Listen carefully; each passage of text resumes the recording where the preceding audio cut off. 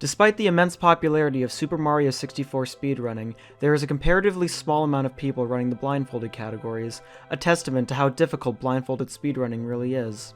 And so it was surprising when I was on Twitch this week and was notified of another runner doing blindfolded 16-star runs.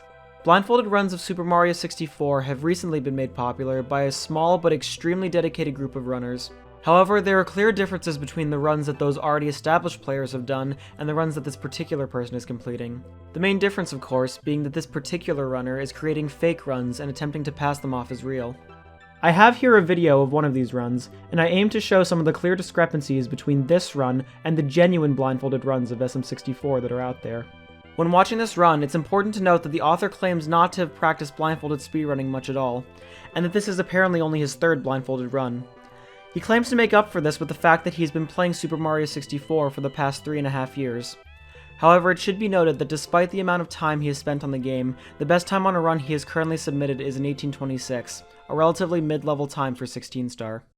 The first thing that actually put me off when I was watching this run was the fact that the streamer had both follow alerts and text-to-speech alerts on. Let's go! Thank you for the follow. If you've ever seen a blindfolded speedrun before, you will know that runners pretty much always have these kind of sound alerts turned off. Considering how important sound cues are when you literally can't see, you would think that he would do the same. However, this guy is so good he apparently doesn't even need clear sound cues to do the run. Throughout this run, he also attempts multiple times to explain the strategies that he's been using, except there are multiple problems with what he's saying versus the things he's actually doing.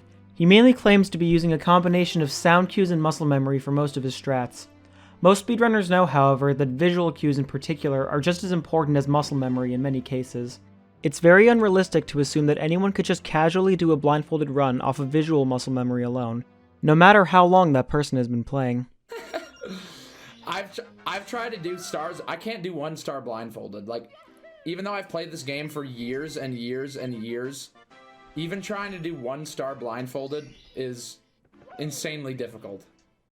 Blindfolded speedruns often employ what are called normalized strategies. A normalized strategy is any strat that is done in such a way that the outcome is always exactly the same.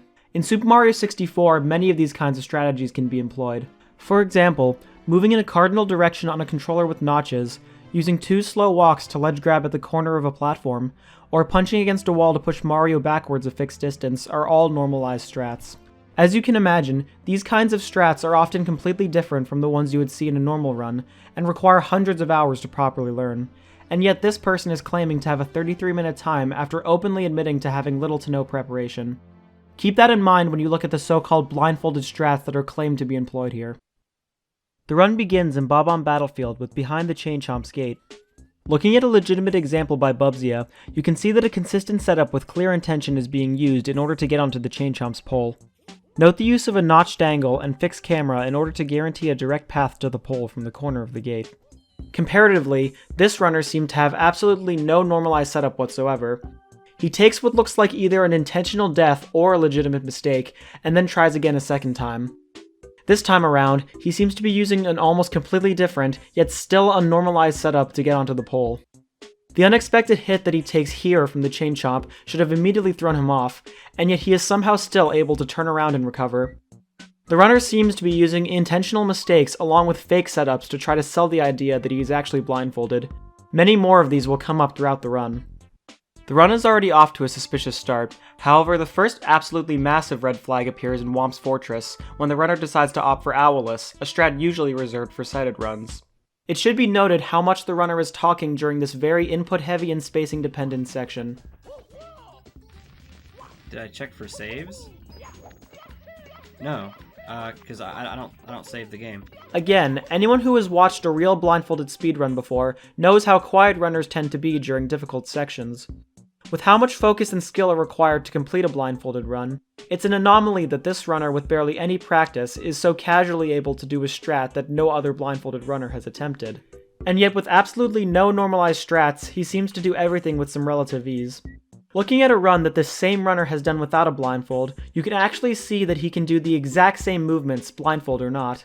His muscle memory must really be that good. On his first attempt, he is able to triple jump wall kick up to the floating island without giving himself any sort of indication where he is. With absolutely no normalization, he's able to attempt and fail Owlless 3 times before finally landing it a 4th time. He even comments on the fact that he should probably learn how to use the owl blindfolded. Maybe I should learn how to just ride the owl blindfolded. It's anyone's guess why he didn't opt to learn this much more consistent strat in the first place. In the next star, he goes for the traditional cannonless setup that you would normally see in most sighted runs. Once again, looking at a blindfolded version of this strat, there is a clear intention with every input using normalized movements and guaranteed setups. Looking back at this run, however, the movement across the falling bridge and over to the piranha plant is extremely wobbly and very inconsistent. He then lines up next to the plank using these extremely small adjustments that have no audio cues whatsoever. Anyone that runs this game or has even tried this trick before knows that it's pretty precise. The only possible way anyone could do it blindfolded with the movement used here would be if they weren't actually blindfolded at all, and were instead using a distinctly visual cue. The run only gets more and more suspicious from this point onward. Following a couple more extremely wonky and unnormalized setups in Cool Cool Mountain, we reach Bowser in the Dark World, the first Bowser stage. Here, only a true gamer such as this man would be able to somehow sidestep this Goomba, quickly make his way up the path, and then do this long jump to the next red all completely blindfolded and with absolutely no setup necessary. Simply amazing. I heard you, Goomba. He then punches a Goomba that he claims he heard, even though there is no good way of gauging distance that precise with sound cues in SM64. It would have probably been both faster and safer to just keep walking forward anyway.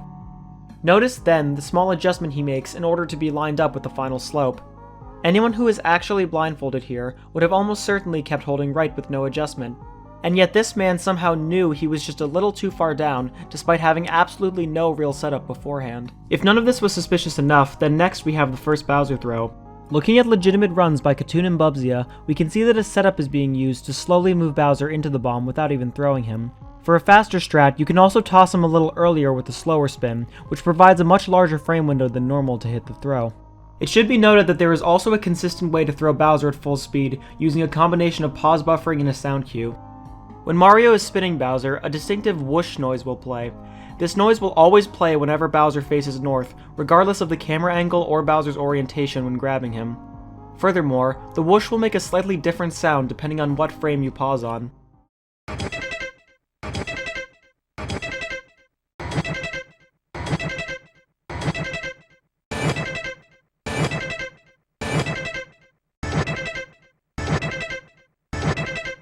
This is the strategy that Nobori implements, and it's how he's able to consistently pause buffer a B press to throw Bowser into the bomb. However, it seems like this runner couldn't be bothered to learn any of these strats. He instead opts to throw Bowser in the conventional way, while claiming to also be using a sound cue. Notice, however, that he also opts to turn his camera towards the bomb. As explained, turning the camera during spins does not affect the timing of any audio cues, and so it would be pointless to do this if the runner was truly blindfolded. It's pretty obvious here that he's just turning the camera so he can visually see when to throw. Moving on to Basement, we see another series of extremely suspicious and inconsistent setups. In Shifting Sandland, he is somehow able to get the Talon Star using a strategy only viable for visual runs. The amount of adjustment needed to long jump to the Fly Guy and twirl over to Klepto is simply too precise to be done consistently in a blindfolded run. That doesn't stop this guy though. He's able to do it first try with no issues. In Hazy Maze Cave, however, he reverts back to setups that might pass as blindfolded to try to further sell the idea that he cannot see. However, the quote-unquote setups he is using make absolutely no sense. On the emergency exit star, he seems to have created some kind of fake counting system involving more unnormalized and inconsistent movements. Okay. 1, 2... Compare this again to Nobori's strat, which uses normalized movements along with the game's fixed camera option for even more consistent angles. Up to this point, the run has been extremely suspect at best. However, what happens in the second half absolutely destroys what little credibility it had in the first place. The last half of this run is so blatantly fake that it makes the previous 20 minutes look completely legit by comparison. And... Yes! Oh, come on, let's go. We now come to Mip's clip, in my opinion one of the most impressive sections of Blindfolded 16-star. Successfully doing Mip's clip in a real blindfolded speedrun requires an extremely precise setup involving walking into a corner with the correct camera angle, and then repeatedly re-grabbing Mips to achieve the correct spacing on the door. This is one of the most difficult and precise sections in the entire run. In the castle basement, even the tiniest mistap to the left or right can mess up your camera entirely, breaking any setup you may have had. This runner, however, throws all of that out the window. To clip through the basement door, he basically just runs straight at it and ends up in the right spot. No setup needed. Remember that there are absolutely zero sound cues here. There is absolutely no way he can know how close or far away he is from the door because he is using literally no setup here. The exact same is true for his clip through the 30-star door. Once again, with absolutely no discernible audio cues and no real setup whatsoever, he somehow either knows exactly where he is on the door or just gets lucky enough to clip through it after randomly guessing. He spends around 30 seconds here walking back and forth along the door, and somehow is able to find the exact right spot to make it through. Somehow it still gets worse after this. At this point, he pretty much goes through the rest of the game without even thinking about what a real blindfolded run should look like.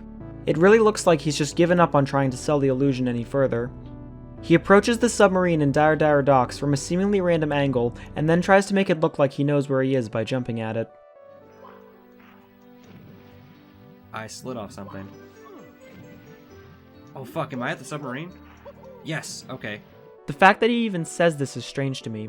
There is literally nothing else in this level that you can slide off besides the sub, so it doesn't really make any sense to act as if he had to figure out what he was sliding on. He needed to make it look like he had some kind of cue to go off of, and then did the absolute bare minimum to try to make it convincing. He then approaches the back of the sub as you would in a normal speedrun, but he ends up under the fin, causing the camera to go in an awkward direction. It should be painfully obvious how bad this looks. A real blindfolded runner would be completely disoriented in this situation, and there is no consistent way you could realistically recover from this. Despite this, he is somehow able to loop back around at the perfect angle and lands back on the fin, once again with absolutely zero sound cues or any setup. Nothing suspicious to see here. And then there's Fire Sea.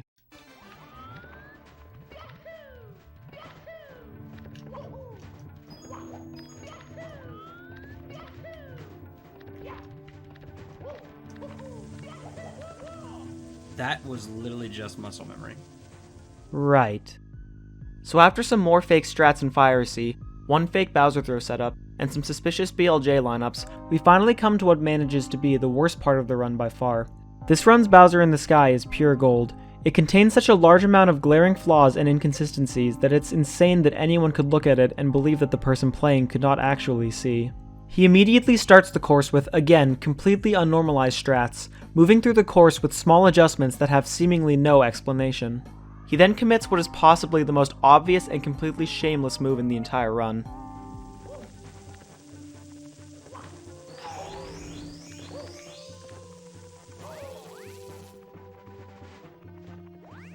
Fuck, I didn't get that extra life. I was laughing my ass off when I first saw this. Not only does he somehow know exactly where the 1-up box is, but he also knows exactly what direction the 1-up will go in once it spawns, something completely determined by RNG. Then, after chasing it on a moving platform for a completely arbitrary amount of time, he somehow knows exactly when and where to jump to the left. You don't even need to know anything about Super Mario 64 or blindfolded speedrunning to understand that what just happened is completely bullshit. Immediately after skipping the first 1-up, he messes around on the first rotating elevator, grabbing the next 1-up in the process. Yes, okay. All clearly a calculated setup. After this, he once again makes an intentional mistake in order to make people think he's actually blindfolded. I fell off. I can tell I fell off. This is somehow the first and only time in this 40-minute run that he accidentally runs off of a platform. Except immediately after falling off, he somehow also knows to pull back to the right so he doesn't fall all the way down. Only then does he comment that he knows he's fallen down, again with absolutely no discernible sound cues. Following this, he traverses the wooden platforms and tries to go for yet another 1-up. There should be a life on one of these.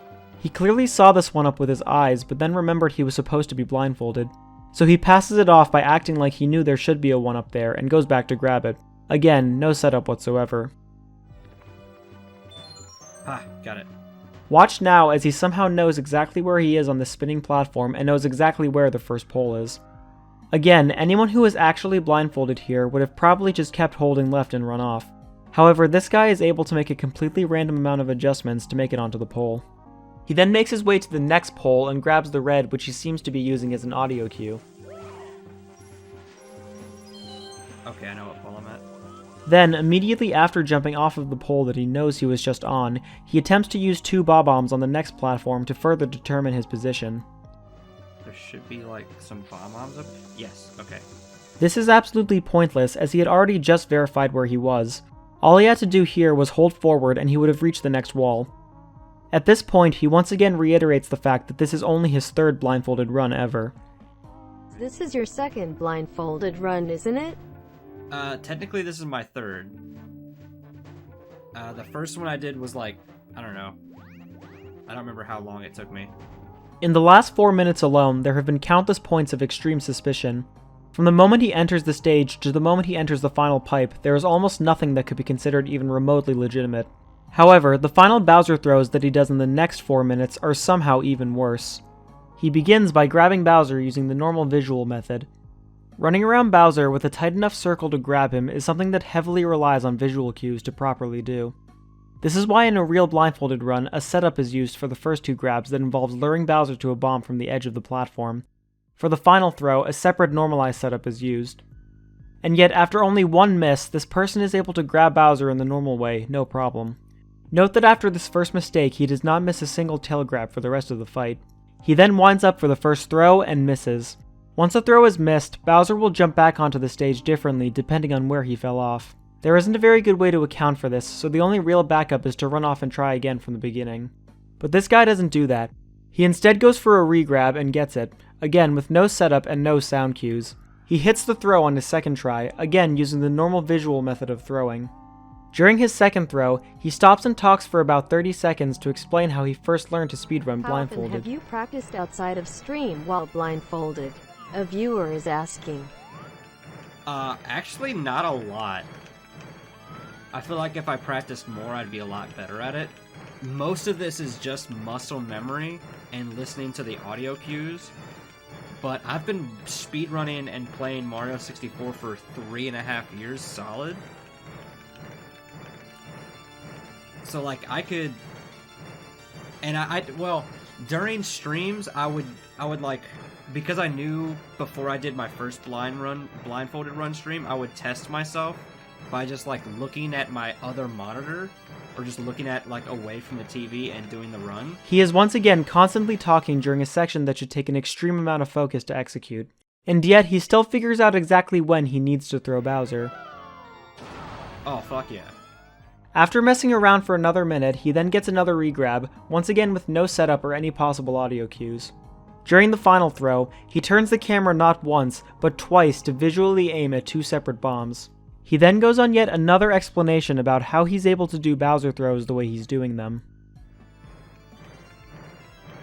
So what I'm doing right now, the reason why it's taken me so long to throw him is because I'm trying to time it based on like where my thumb is on the controller, on the thumbstick, because that's typically like a right around where Mario is, like the direction that he's gonna throw. So I need it to be like, if I think the bomb is where I think it is, if the bomb is where I think it is, and I'm looking at it, then Obviously none of this makes sense in the first place, but he is directly contradicting himself here. Here he says something vague about using where his thumb is on the stick to know where Bowser is, which already makes no sense on its own, except he also mentioned in his first Bowser throw that he was using sound cues. Bowser is a little bit tricky. The sound cues on this is actually kind of hard. Okay. This whole time, he's just been giving fake technical explanations to try to convince his viewers that he actually knows what he's doing. Except he also misses this throw because he was too far away to ever hit the bomb in the first place, something he probably should have known whether he could actually see or not. Maybe he's only pretending to be blindfolded so he can hide the fact that he sucks at Bowser throws. Oh. Fuck, okay. He eventually does land the last throw, luckily avoiding all the fire on the ground and barely avoiding running off the edge. Nothing but pure skill and game sense.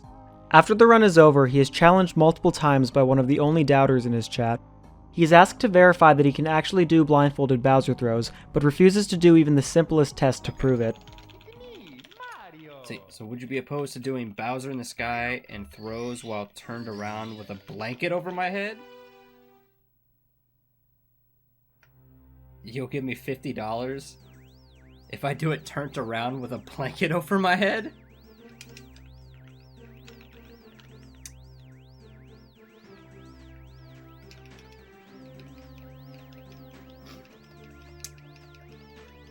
No.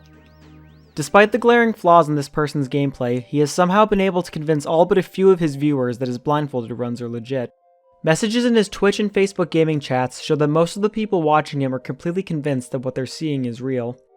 The best I can possibly assume in this situation is that he may actually be doing some of these parts at least partially blindfolded, only peeking through the blindfold whenever he's completely lost or doesn't know what to do. It's either that or the blindfold is just completely see-through, and his only goal during the run is to make it look like he can't actually see. I almost thought this run was a joke, but it's clear from the way he's talking about his gameplay that he's completely serious. I can only speculate on this person's motives for faking these runs, but my best guess is that he's doing it for either the money or the views. It should be noted that during the run, the only way to communicate with him was to donate bits to play a text-to-speech message on stream. Considering the run is fake, this just seems like a scummy way for him to take money from people, but honestly for only 1 bit per message it doesn't really seem that bad. If the amount was any higher I would probably have a much bigger problem with it, but whatever small amount of money he did collect is probably the least of our worries here. There hasn't been a notable cheating incident in the Mario 64 community for a few years now, so I guess we were about due for another one. By faking this run, this person has not only made a complete mockery of blindfolded speedrunning, but has also detracted from the hard work of people who have actually put in the insane amount of time needed to do this for real. This particular run ended with a 42-minute time, however he claims to have completed a faster time of 33:23, a time which would be considered second place on the current leaderboards. When asked if he will submit the time, however, he claimed that he wants to take first place before he makes any submissions. I trust, however, that the mods of the category are smart enough to see that any run he submits will be clearly invalid. Though I wouldn't be surprised if he never even submits a run, because he probably knows that it would never get verified anyway. If you happen to see this guy on Twitch or anywhere else, please just don't interact with him. I've intentionally left his name out of this video, 1 because I don't wish for anyone to harass him over this, and 2 because I don't believe that any cheater deserves attention past simply being exposed.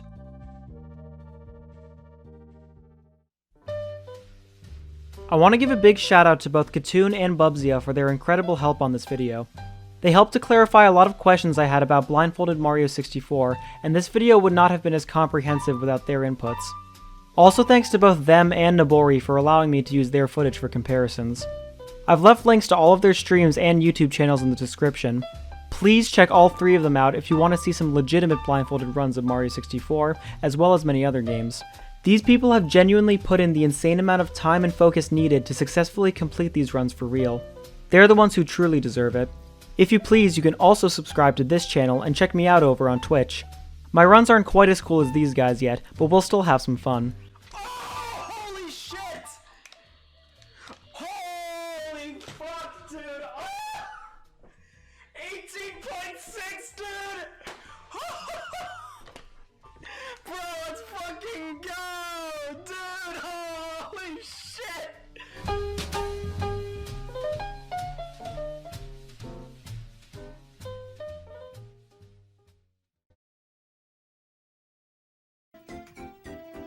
Do I think I could do some Bowser throws with a pillow over my face? I mean, but like...